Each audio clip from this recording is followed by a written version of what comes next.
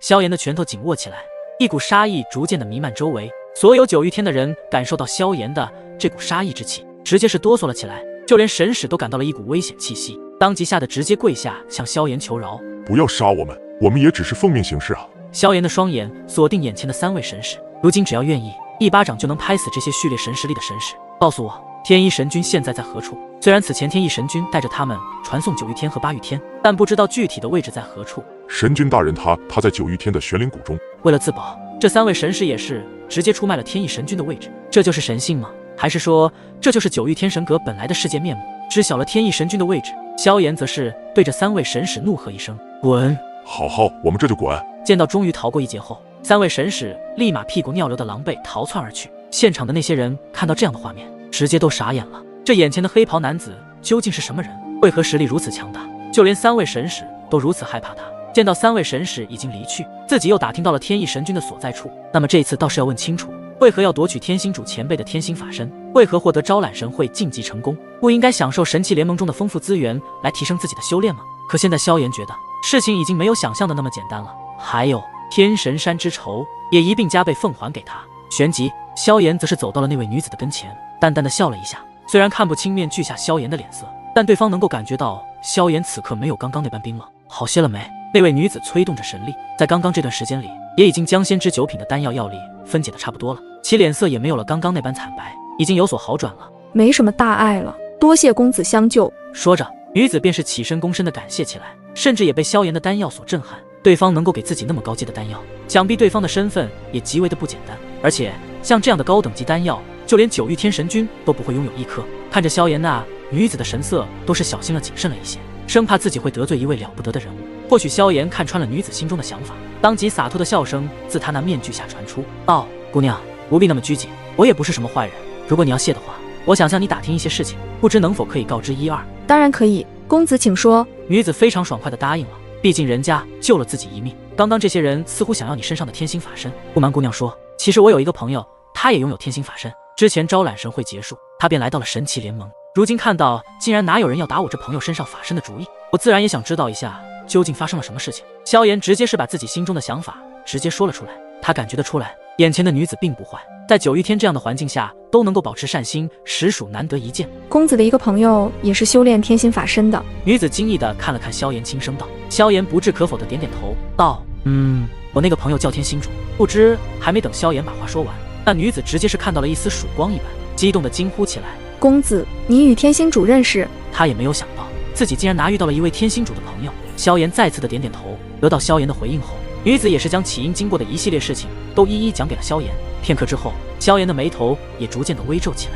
得知天星主被八玉天神君看上了天星法身后，竟然以邀请他为由前往八玉天。只是去了八玉天之后，才发现这一切都是一个圈套。八玉天神君自身也是修行法身为主，在一次前往九玉天的偶然间，看到天星主施展的天星法身竟是如此的强大，就想要占为己有。他身为神君级别的人物，自然不可能会自己亲自去夺取。在骗天星主来八玉天之后，便是派出数十位神使将围剿天星主。在自己的地盘上，怕是没有人敢说什么坏话。原本天星主在九玉天这期间本来就发展的不错，也结识了很多九玉天中的队友，结果就因为被八玉天神君盯上天星法身后，一切都改变了。队友也与天星主疏远，直至现在曾经关系不错的那些队友，现在都已经变得陌生。或许这就是现实的残酷吧。至此，天星主也经历这件事情后，他也不再相信任何人，他的心也变得十分的狠辣，出手都是快准狠，能够一招击杀对手，就不会与之纠缠。这也是天星主在九玉天中所历练出来的成果吧。只有这样子，自己或许才能够在这充满弱肉强食血腥的地方生存下来。而这位女子名叫素素，也是天星主所教的一个九玉天的队友。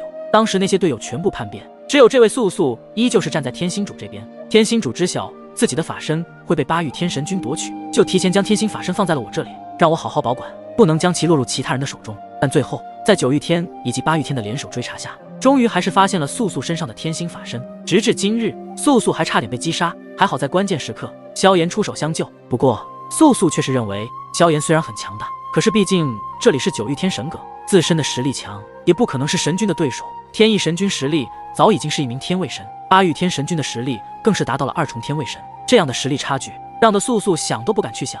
然而他不知道的是，萧炎的真正实力究竟是何等的恐怖如斯。不管是九玉天神君还是八玉天神君，在萧炎的眼中就是2只随手都可以捏死的蚂蚁。当然萧炎现在可不会将自己的真正实力发挥出来，毕竟这里乃是人家的地盘，该出手时就出手，不该出手时还是低调一些为好。既然如此，你为我带路吧，顺便解决掉天翼神君。萧炎的语气非常平淡，仿佛就是丝毫不知道天翼神君的强大，充满着无比的自信。素素望着萧炎时，竟是有着一种无形的安全感，也不知道对方是真的强大还是无知，这只是素素脑海中的想法。但是对方要去救出天星主，不管这事能不能成功，都准备要去试一试。毕竟天星主对他闻言，在九域天中唯一真心相交的知心人了。在解决了这里的事情后，素素便是带着萧炎赶往天翼神君的所在住所玄灵谷。从抵达玄灵谷需要半日的时间，毕竟九域天的地域非常之辽阔。萧炎在赶往的一路上，皆是看到一些人在争夺什么东西，实力不济者也是直接被击杀。虽然有惩罚，但根本就没有任何的事情，只要有足够的神器丹，就能摆平一切事情。想在九域天生存下来，那是相当的残酷的。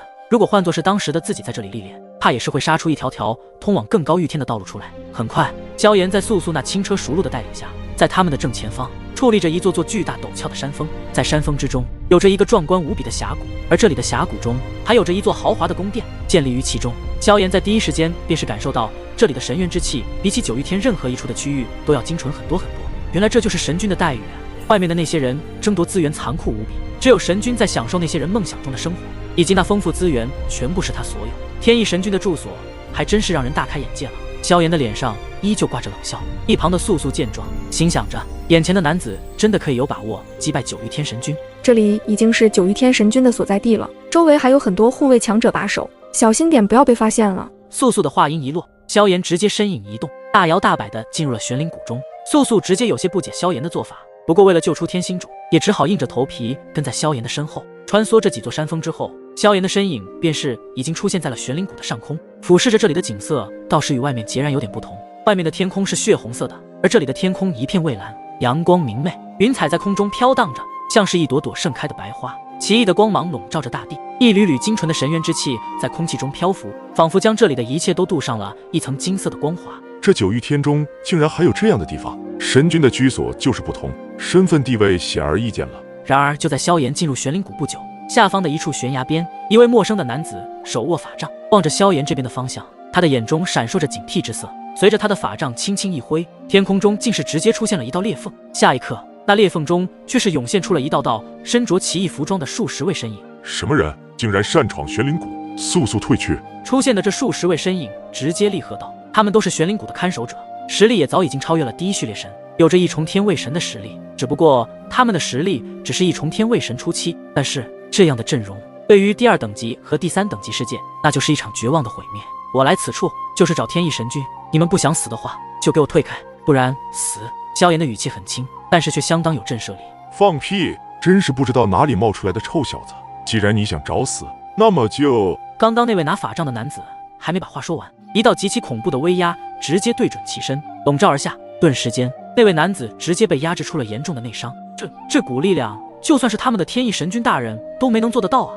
你究竟是谁？见到对方的可怕实力后，刚刚那数十位身影之人的态度也微微转变，而一旁的素素早已经看傻了眼。刚刚还没看到萧炎出手，仅仅是一道威压就将那名一重天神的看守者击出内伤，这也太可怕了吧！